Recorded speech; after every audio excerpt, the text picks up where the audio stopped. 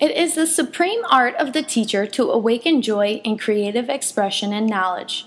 Quote from Albert Einstein.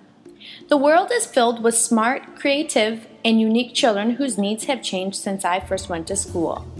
I have always prided myself on being a teacher who cultivated their creative side, allowing for choice and creative expression of science.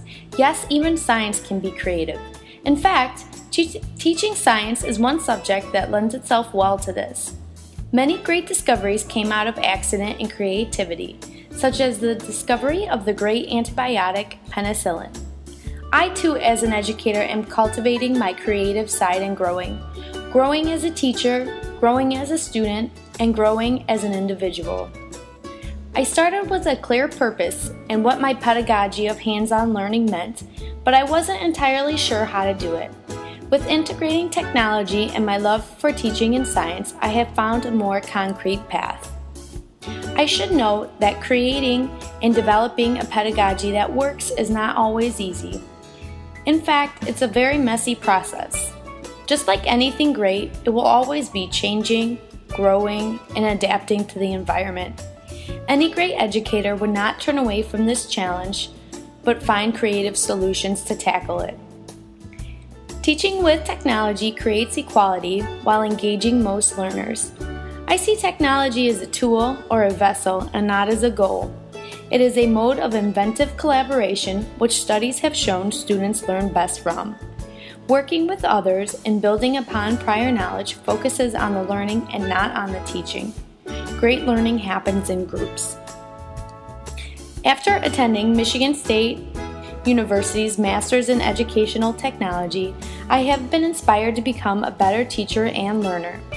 I have grown not by force or ridicule, but from a nurturing and collaborative environment, all traits I find important in any classroom. As I leave this class, I will walk away with these thoughts.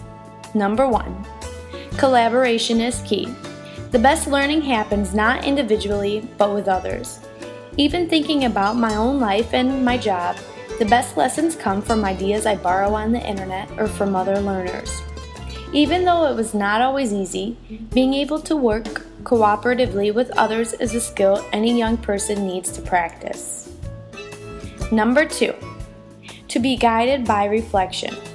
Solutions emerge from creativity, and as Ken Robinson said, if you are not prepared to be wrong, then you will never come up with anything original. I will view my classroom not as a separate place, but a piece of a much larger pie. Other pieces belonging to my coworkers, the parents, my students, the community, and the leadership team. Number 3, it is okay to start small. Integrating technology and knowing all the possibilities can seem somewhat overwhelming. I will continue to lesson plan as usual with the end results in mind and then select ways in which technology can enhance my lesson.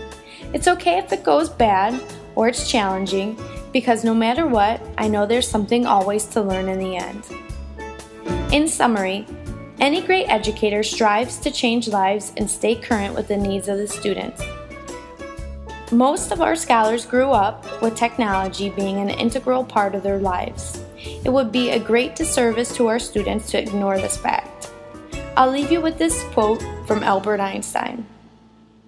Wisdom is not a product of schooling, but of the lifelong attempt to acquire it. This is Kayl, and thank you for listening.